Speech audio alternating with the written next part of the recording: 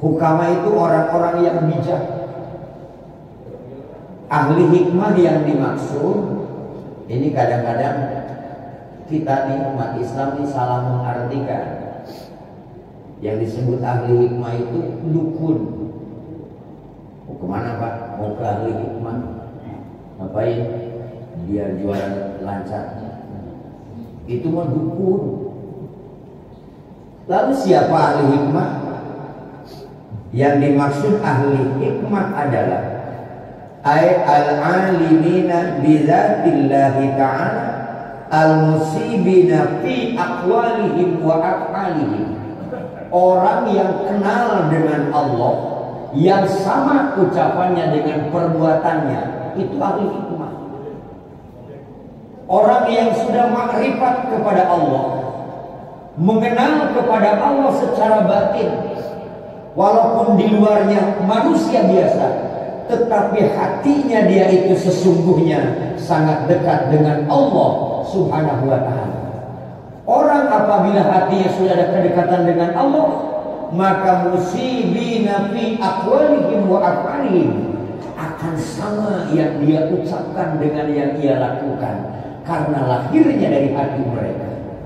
Itu ahli hikmah. Pada pengajian sebelumnya disebutkan, kalau kita bertemu dengan orang yang kenal dengan Allah, akan terpancar dari hatinya, memancar ke hati kita, sehingga kita pun terbawa, tertalut mengingat Allah Subhanahu wa ta'ala. Makanya kita kudu sering dikir. Dikir itu mengajar diri agar di hati kita itu ada nama siapa? Allah. Makanya dikencengin dikir. La ilaha illallah. Kalau diibaratkan begini, kenapa sih mesti kenceng gitu ya?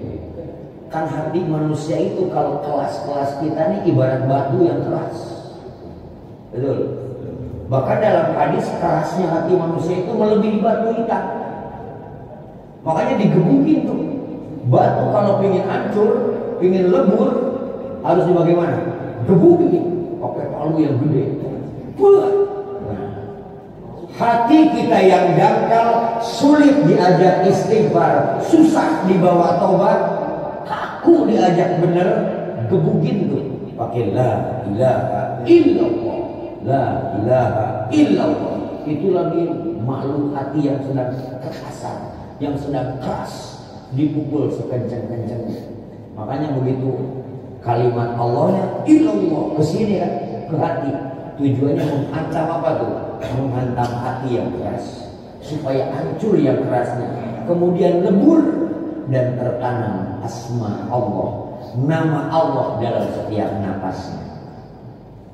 Diulangi bahwa ahli hikmah itu adalah mereka al-alimina bizatillah, yang tahu tentang zat Allah, kemudian musibina fi aqwalihim wa af'alihim, sama ucapannya dengan perbuatannya, artinya baik. Fa inna Allah ta'ala yuhyil qalbal mayyita binuril hikmah, karena Allah Subhanahu wa ta'ala akan menghidupkan kembali hati yang sudah mati binuril hikmah, dengan cahaya hikmah. Kenapa kita harus duduk dengan para ulama? Mengapa kita harus mendengarkan kalam para hukama? Sebab Allah akan menghidupkan hati yang sudah mati binuril hikmah, dengan cahaya hikmah, yakni al-ilmun nafi, dengan ilmu yang manfaat. Sekeras-kerasnya hati manusia, kalau ia mendengarkan nasihat, suatu saat akan luntur hatinya. Sekeras-kerasnya hati manusia, jika kumpul dengan orang-orang yang baik, akan ada sentuhan kebaikan kepada hatinya. Sekeras-keras hatinya manusia, jika dibawa dzikir beristighfar kepada Allah, maka suatu saat akan lembut pula hatinya. Karena demikian kata Nabi, Allah menghidupkan hati yang mati binuril hikmah, dengan cahaya hikmah, yakni dengan ilmu manfaat. Seperti apa sih matinya hati? Hati yang mati itu sulit diajak bener, dinasehatin malah sebel sama yang nasehatin. Dah, ngomong dulu dah. Kan kadang-kadang begitu ya. Ketika nasihatnya tidak sama dengan yang kita inginkan, hati ini melawan, ngomong dulu, gitu kan? Itu belis. Belis sedang menghalang kita untuk menerima apa? Nasihat. Karena belis itu lebih gampang membisiki. Kalau kita manusia dari luar, iblis itu membisik hati. Yuwaswisu fi sudurin nas. Berbisik-bisik membuat hati kita was-was. Bukan di luar, fi sudurin nas. Fi itu dalam ilmu nahwu disebutnya fi dzarfiyah, artinya di dalam. Fi sudurin nas, di dalam hati manusia berbisik. Orang Nabi Adam saja sampai turun ke dunia gara-gara bisikan apa? Belis.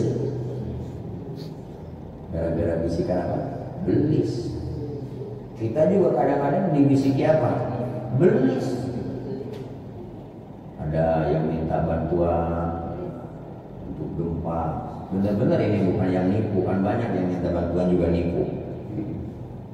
Benar-benar minta bantuan, duit punya juga bodo amat, kenal juga enggak. Belis, ya kan? Kan musibah yang menimpa saudara kita itu ujian. Tak perlu kita memburu sampah. Oh, Cianjur, oh, sama sini juga begitu. Ya kan? Kehendak siapa itu? Allah Subhanahu wa ta'ala. Musibah seperti itu ujian bagi yang menerima musibahnya. Sejauh mana tingkat kesabarannya, dan ujian bagi kita yang tidak mendapatkan musibah itu. Untuk apa? Diuji kita sejauh mana peduli kita kepada sesama. Ujian. Jangan ngomong ke orang yang dapat gempa bumi doang ujian. Kita saja sedang diuji sejauh mana kepedulianmu kepada saudaramu yang sedang dapat ujian. Pelit ya, tunggu aja nanti dibalas sama Allah. Oh ente pelit katanya ya. Cobain nanti dapat musibah. Masya Allah. Na'udzubillah ini. Hanya doain, kalau tidak bisa kirim duit, kirim doa. Moga-moga yang wafat syahid, yang masih ada semoga Allah SWT sehatkan. Nah, apa-apa yang hilang Allah gantikan gitu. Ngirim duit enggak, ngirim doa enggak. Pelit amat. Ulangi, bahwa hati yang mati itu bisa dihidupkan kembali binuril hikmah. Kama yuhyil ardhal mayyita bima'il maqari. Sebagaimana Allah menghidupkan bumi yang mati karena kekeringan bima'il maqari, dengan air hujan.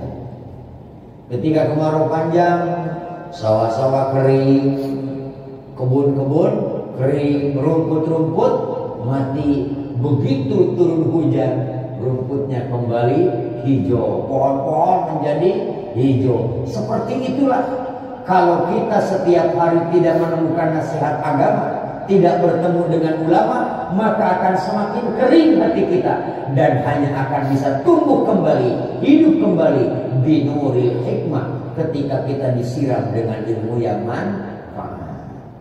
Mudah-mudahan kita termasuk orang-orang pengikut para ulama, agar tidak mati hati. Badannya hidup, hatinya mati. Lihat orang lain kesulitan, nggak pernah iba, mati tuh. Pintu masjid nggak pernah dikunci, nggak pernah pengen mati tuh hari. Dengar adaan, kayak dengar tomerek, nggak ada hikmah-hikmah. Dengar baca Quran, nggak ada hati tersentuh-sentuhnya, mati tuh hati itu. Jadi yang hidup padahal apa? Mati. Nah, ketika disirami dengan ilmu-ilmu agama, dengan nasihat-nasihat para ahli hikmah, maka hati yang mati itu akan kembali hidup. Wa fi riwayat Tabrani an Abi Hanifah, dan dalam sebuah riwayat Imam Tabrani dari Abu Hanifah radhiyallahu anhu, jalisul kubara'a wasailul ulama'a wa khaliqul hukama. Yang pertama jalisul kubaro, duduklah engkau dengan orang-orang besar. Walaupun kita orang kecil, kalau gaulnya sama orang besar suka ikut gede kan ya. Paling kita disebut orang dekatnya, ya kan? Bukan anggota DPR, tapi asistennya dia sama dapat penghormatan. Malah berkat belum nyampe ke orang besarnya, asisten udah lebih duluan. Duduklah dengan orang-orang besar, karena dari orang-orang besar itulah akan keluar ide-ide, akan keluar pemikiran, akan keluar solusi. Duduklah dengan mereka. Lumayan lah duduk sama orang gede kan, kita nggak beli rokok. Itulah yang paling gampang ya, nggak beli rokok, nebeng. Kalau orang gede yang nebeng kan malu, tapi kalau kita orang kecil nebeng orang gede, mendingan aja lah, ya kan? Duduklah dengan orang besar. Apa sih kubaro? Nanti dijelasin apa itu kubaro. Orang besar itu apa? Wasailul ulama, dan bertanyalah kepada ulama. Jadi kalau bertanya tentang agama, tentu harus kepada ahlinya. Siapa itu ahlinya? Ulama. Motor kita mogok, datanya ke dokter bayi, nggak bisa, nggak benar itu, betul? Atau motor kita rusak, datangnya ke bengkel mesin jahit, pusing bengkelnya. Kalaupun menjawab, mungkin tidak nyambung atau tidak tepat. Oleh karena itu, bertanyalah kepada ahlinya. Bertanya hukum tata negara, tentu ke sarjana ahli tata negara. Bertanya hukum perdata, ke sarjana hukum perdata. Bertanya tentang wudu kepada ustaz yang tahu ilmu tentang wudu. Bertanya tentang bagaimana agar ekonomi maju, berarti bertanya kepada sarjana ekonomi. Bagaimana agar usaha lancar, tentu mencari senior, orang yang sudah kelihatan lancar usahanya. Nanya pengen lancar sama orang yang bangkrut, salah. Betul. Pengen kaya datang ke dukun miskin, masuk kotak apa enggak? Dukunnya aja nungguin tamu pengen makan. Ini minta saya ke situ. Keliru. Bertanyalah kepada ahlinya. Kalau bertanya agama, sa'ilul ulama, bertanyalah kepada para ulama, sebab pada mereka akan ada solusi. Agama itu kan tidak sulit. Agama itu ringan. Agama itu mudah. Yang sulit itu otak kita. Betul. Yang sulit itu otak kita. Sa'ilul ulama. Karena ulama yang punya ilmu. Wa khalitul hukama, dan bergaulah dengan ahli hikmah. Kalau tadi dengan orang-orang besar bahasanya apa? Jalisu, duduk. Artinya ya sebatas duduk. Ketemu, duduk, lumayan. Kalau dengan ulama bukan duduk saja, bertanya. Karena di situ ada ilmu. Tapi kalau dengan hukama, ahli hikmah yang kenal dengan Allah, bergaulah engkau. Tujuannya apa? Agar dengan bergaul akhlak kita terbawa. Beda ya. Ada yang instruksinya itu duduk saja, ada yang instruksinya itu bertanya, ada juga yang bergaul. Ini maknanya beda apa tidak? Beda. Duduk, kemudian bertanya yang kedua, yang ketiga bergaul. Karena mengandung unsur yang beda, mengandung tujuan yang beda. Awafi riwayatin jalisul ulama wa sahibul hukama wa khalitul kubar. Namun dalam sebagian riwayat disebutkan bahwa engkau duduklah dengan ulama, sahibul hukama, bergaulah dengan ahli hikmah, wa khalitul kubar, berbaulah engkau dengan ahli-ahli kubar, orang-orang besar. Fa innal ulama salah satu aqsamin, al ulama bi ahkamillahi ta'ala wa huwa ashabul fatwa, wal ulama bi dzatillahi faqat wa hum al-hukama fa fi mudakhiratihim hadi tahdibun lil akhlaq li'annahum asraqat qulubahum bi ma'rifatillah wa asraqat asrarhum bi anwari jalalillah. Ulama itu sebetulnya dibagi tiga paling tidak. Yang pertama ada yang disebut ulama ahkamillah. Dia mengetahui tentang hukum-hukum Allah. Segala hukum, ubudiyah, hukum munakahah, hukum jinayah, macam-macam. Hukum cara beribadah dia tahu, hukum muamalah dia tahu, muamalah itu perdata, hukum munakahat NTCR kata penghulu, nikah, tolak, cerai, rujuk dia tahu. Ada lagi hukum jinayah, jinayah itu pidana, dia tahu, pidana Islam maksudnya. Nah, itu disebutnya ulama. Ulama yang mengetahui hukum-hukum Allah disebutnya adalah ashabul fatwa, yang punya fatwa. Jadi tidak tiap orang bisa berfatwa, karena berfatwa itu harus punya modal ilmu, ilmunya pun yang bisa diperhitungkan, layak dia mengeluarkan fatwa. Belum berijtihad, hanya fatwa saja. Kalau ijtihad sudah lain lagi ceritanya. Itu satu. Yang kedua, wal ulama bidzatillahi faqat. Ada juga ulama yang tidak begitu pintar dia, tetapi ia kenal dengan Allah. Suruh pidato, malah gemetar, ya kan? Kiai kok nggak bisa pidato? Kan ada jurusannya. Yang ini mah jurusan hukum, ini mah jurusannya dzikir. Jangan suruh pidato, nanti pidatonya dzikir melulu. Ada jurusannya. Suruh ngobrol di muka umum gemetar, gak kencing juga untung. Dia tidak banyak berbicara, hidupnya tidak banyak lagu, tapi orang duduk di sampingnya menghadap kepadanya akan tergetar hatinya mengingat Allah Subhanahu wa taala, karena dia al-arif billah, ialah yang kenal dengan Allah Subhanahu wa taala. Itu ada ulama begitu. Santri juga nggak punya, sendirian saja, tetapi orang mendekatinya tergetar hatinya ketika mengingat Allah Subhanahu wa taala. Disebutnya ulama ahli hikmah begitu. Itu hukama namanya.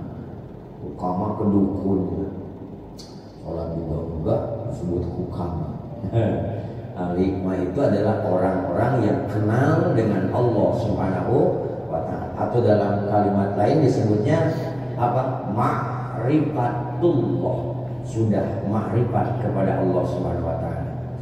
Fa fi mudakhilatihim, maka dalam mudakhilatihim, masuk kepada ulama yang ini, yang arif billah, tahdibun lil akhlaqi, akan mendidik kepada akhlak kita. Nah, mendekati ulama yang begitu tuh mendidik akhlak. Tidak banyak bicara, tapi kelakuannya Masya Allah bisa dicontoh. Baru melihat wajahnya saja adem, tenang. Sebab ulama itu punya definisi. Al-ulama nadrul ummati bi'ainir rahmati.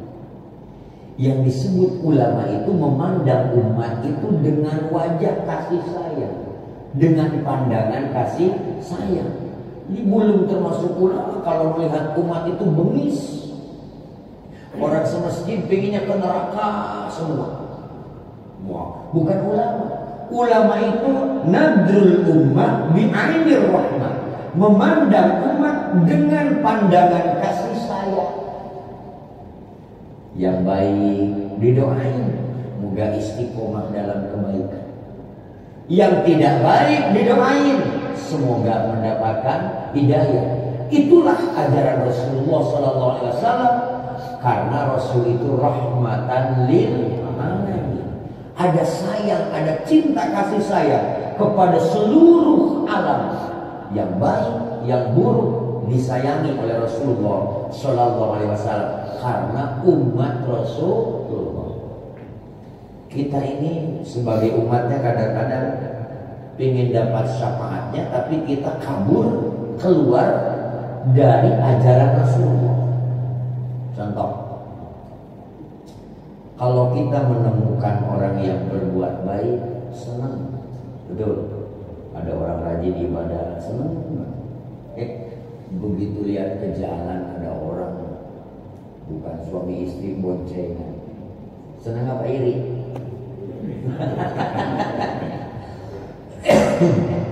Doanya buruk nggak boleh. Duh, itu bukan suami istri boncengan. Di pikiran kita udah kotor aja. Pasti mau ngapa-ngapain. Apalagi larinya ke arah sana mau Tanjung Kait. Nggak salah. Langsung buruk saja sana. Mestinya umat Rasul tidak begitu. Kalau melihat orang yang kelihatannya sedang bermaksiat atau salah menurut pandangan agama kita, kita harus ngomong dalam hati, ya Allah, jaga dia, lindungi dia, jangan sampai dia berbuat maksiat, karena ia adalah umat kekasihmu Nabi Muhammad Sallallahu Alaihi Wasallam. Begitu, bukan didoain tabrakan loh. Tidak boleh.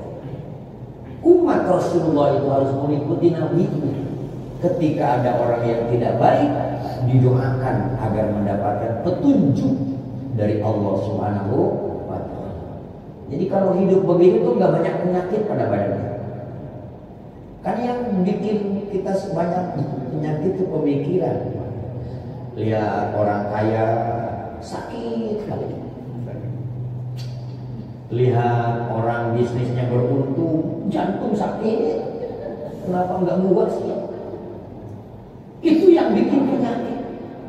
Tapi kalau lihat hati ini mencair, melihat yang baik tertarik dengan kebaikannya, melihat orang berbuat jahat, doakan agar dia mendapat hidayah. Semoga panjang umur agar bisa tobat. Insya Allah hidup ini ringan, mati juga ringan, di hadapan Allah juga ringan.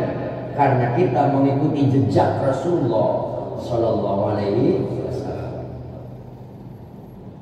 Itu maksudnya yang saya tidak bisa itu. Mudah-mudahan Bapak Ibu bisa begitu.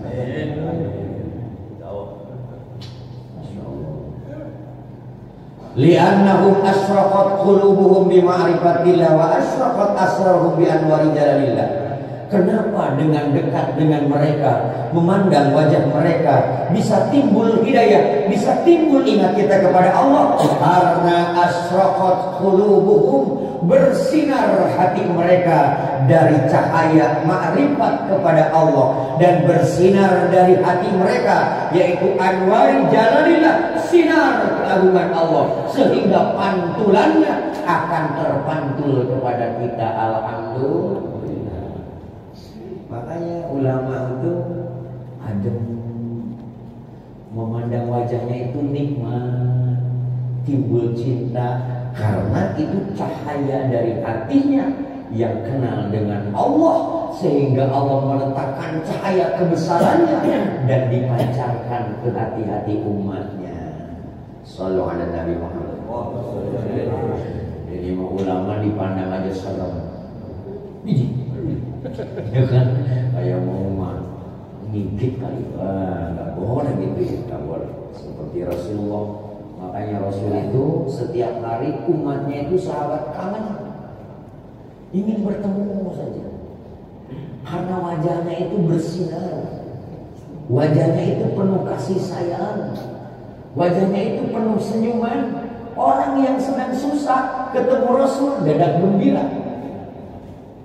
Kalau bapak-bapak lagi susah ketemu saya, nambah susah iya kali ya, nambah pusing iya, karena kelihatan muka kiainya aja ruwet, boro-boro nyeseliin masalah, mukanya aja ruwet. Umat Rasulullah, ulama-ulama warasatul anbiya itu wajahnya berseri-seri, tidak menyeramkan, karena memandang umat bukan dengan kebencian, tapi penuh dengan kasih. Ini pentingnya kita duduk dengan orang-orang soleh. Ya, kalaupun tidak ada orang soleh, cari aja nama orang non soleh. Wal ulama bil qismaini, dan ulama yang punya kedua-duanya. Nah, ini ulama yang ketiga. Ilmu dia cukup, akhlaknya baik, hatinya ma'rifat kepada Allah, kumpul padanya. Ulama yang ini wahum al-kubara, disebutnya orang-orang besar. Buyaknya buyak, ilmunya dia, akhlaknya bagus, hatinya tertaut kepada Allah Subhanahu wa ta'ala. Buyaknya. Nah, Masya Allah. Kalau yang tadi masih ada disebut ahli fatwa, yang kedua ahli hikmah. Ini campur semuanya ada pada dirinya. Itulah yang disebut kubara, orang-orang besar. Fa inna mukhalatati ahlillah taksibu ahwalan saniyah. Sesungguhnya bercampur bergaul dengan ahli-ahli Allah akan mendapat tingkah-tingkah yang terpuji pada dirimu. Wa naqu bilaqati faqanabi, dan sedangkan kemanfaatan dari lirikan seorang ulama, lirikan seorang ahli ilmu itu faqanabi, di atas kemanfaatan. Nah, jadi kalau kita mendapat pandangan, tatapan wajah, sinar senyumannya, sinar kemarifatannya, itu lebih baik daripada kita mendapatkan nasihatnya. Masya Allah, sebegitunya ya. Baru duduk saja udah luar biasa, ketimbang kita mendapatkan lafaznya, mendapatkan nasihatnya, tetapi kita tidak mendapatkan manfaatnya. Ini ya. Jadi kiai itu, jadi ulama itu ternyata tidak asal terkenal, ya kan? Harus mampu menjadi contoh, harus mampu mendoakan umat. Jangan hanya ingin selamat sendiri. Ya Allah, selamatkan aku, urusan umat terserah. Enggak begitu ya. Kebaikan itu seperti Rasul saat wafat saja masih bertanya tentang umat. Kata malaikat Jibril, wahai Rasulullah, dengan malaikat Azrail, aku diutus kepadamu untuk mengambil rohmu. Coba, Azrail aja bilang-bilang kan Nabi Muhammad. Ke jamaah al-muhajirin boro-boro ngomong Azrail, ketemu main cabut aja. Ente habis kontrak kan? Tapi dalam riwayat kepada Rasul tidak begitu.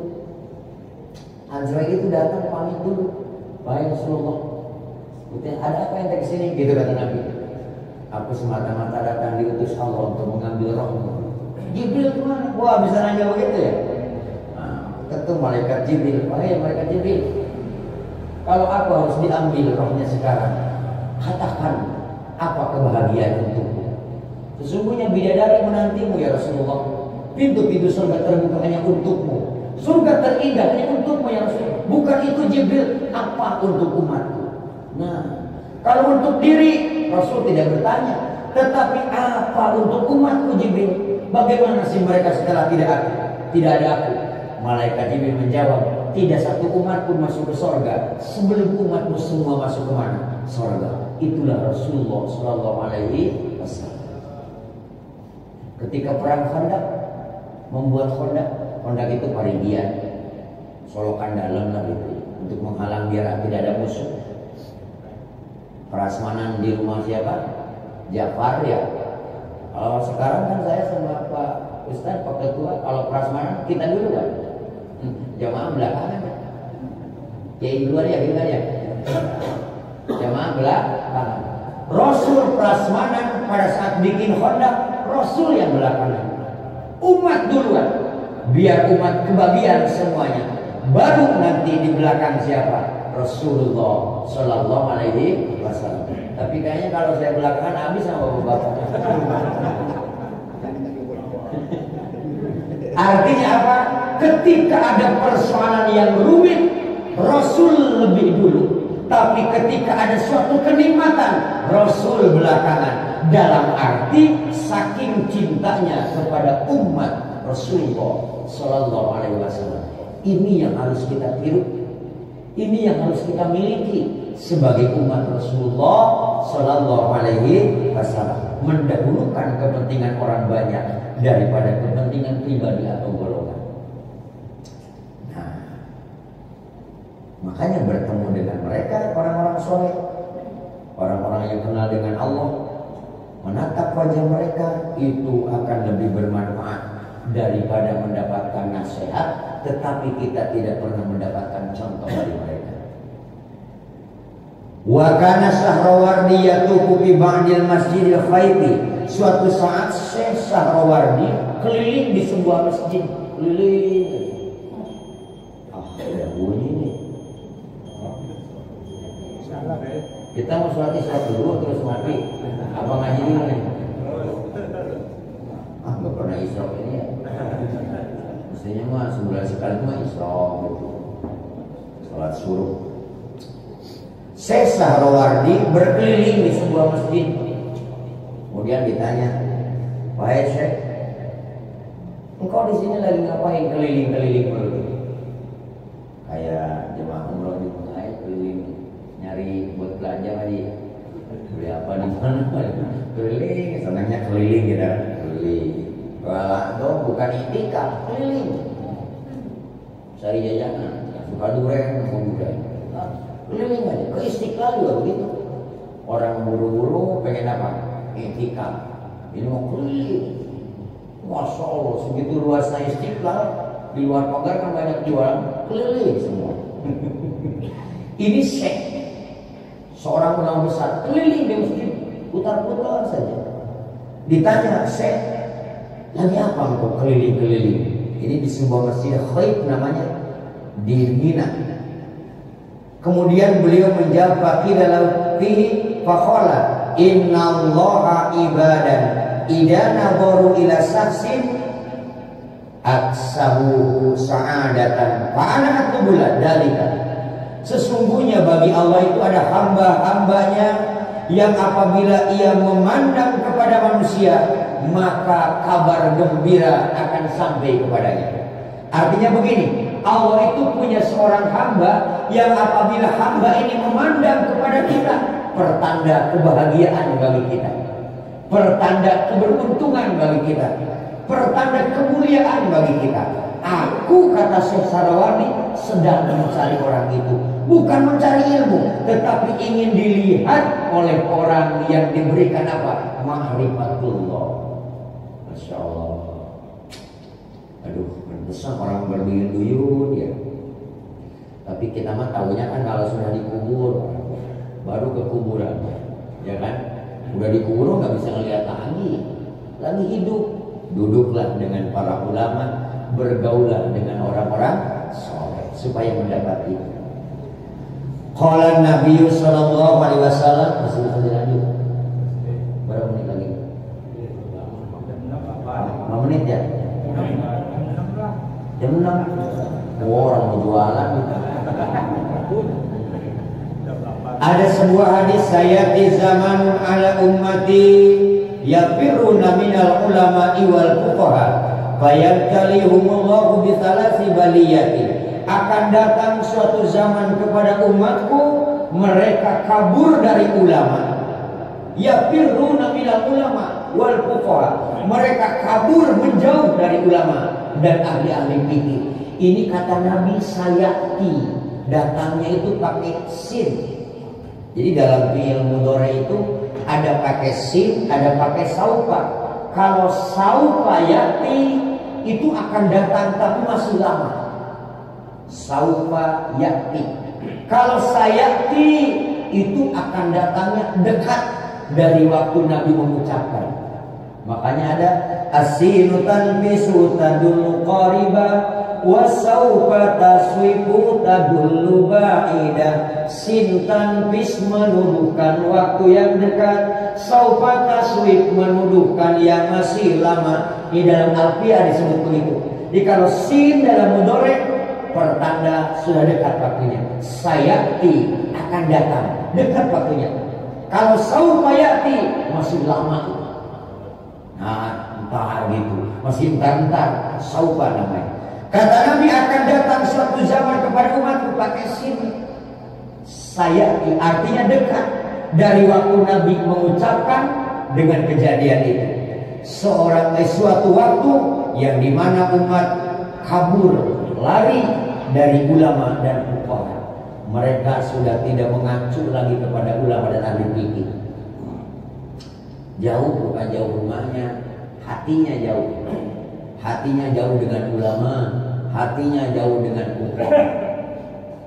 Hatinya tidak tertaut ke ulama, tidak bergaul dengan cara-cara pergaulan para ulama. Dan mereka tidak beribadah sebagaimana ibadahnya ahli fikih. Artinya ibadahnya tidak memakai konsep fikih, tidak memakai ilmu fikih, dan mereka tidak bertanya kepada ahlinya, padahal mereka tidak tahu yang sesungguhnya. Itu disebutnya yafirruna minal ulama wal fuqaha. Mereka menjauh dari ulama dan fuqaha. Fayabtalihimullahu bi thalathi baliyatin. Jika umat sudah seperti itu, maka Allah akan memberikan 3 bencana, 3 balai. Nauzubillah. Apa yang pertama?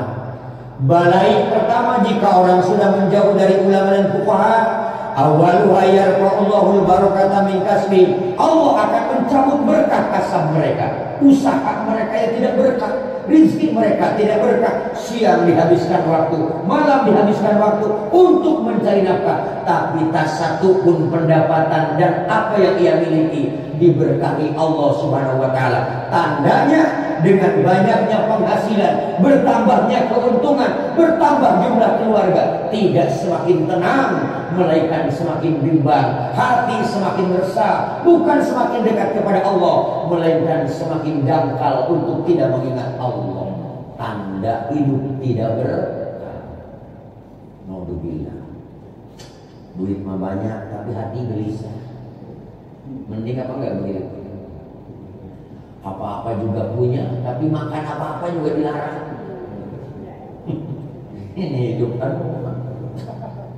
Udah umur saya ini udah mulai banyak larangan. Kiai daun singkong berhenti. Kenapa? Takut nanti asam lambung. Jangan ngopi. Sejak kecil gua gak ada yang larang ngopi, begitu tua dilarang-larang. Ya kan? Justru berhenti ngopi bisa mati.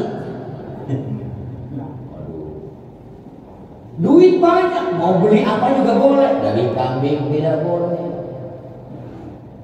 makan yang enak-enak tidak boleh. Jadi untuk apa duit? Masya Allah, banyak larangan. Istri tidak kurang cantik, tapi membuat hati tak tenang. Anak banyak, tetapi pergaulannya meresahkan. Pendapatan banyak, bukan semakin dekat dengan ibadah, melainkan semakin jauh dengan Allah. Pertanda kalau begitu, hidup tidak berkah. Mungkin kurang dekat dengan ulama. Nauzubillah min. Yang pertama, 2 menit lagi. Kan 5 menit lagi. Wasaniyatu yusallitullahu ta'ala 'alai sultanan dzaliman. Dan yang kedua, Allah akan menguji mereka, diberikan pemimpin yang zalim, pemimpin yang tidak berpihak kepada rakyatnya, pemimpin yang membiasakan rakyatnya. Mengapa begitu? Karena kalau di Indonesia apalagi masih akal banget nih. Mengapa ketika orang-orang jauh dengan ulama akan diberi pemimpin yang zalim? Karena orang-orang yang tidak suka dengan ulama pasti memilih calon pemimpinnya pun yang tidak suka dengan ulama. Masuk akal itu gampang. Gimana? Ini bukan kampanye, orang belum kampanye ini. Nanti 2024 baru, bukan kampanye. Kalau muslim tentu kita ini suka ingin punya pemimpin apa? Muslim. Orang soleh ingin punya pemimpin soleh. Penjahat inginnya yang punya pemimpin apa? Penjahat. Begitu. Belis begitu. Wasalisatu, dan yang ketiga, balai terbesar kalau kita menjauh dari ulama, yakhrujuna minad dunya bighairi iman. Dikhawatirkan mati tidak membawa iman. Ya karena hidupnya juga sudah tidak terbimbing. Ya kan? Hidupnya juga sudah tidak ditalkin. Talkin itu dibimbing. Dikir tidak, ngaji tidak, mati juga udah gak urusan dia.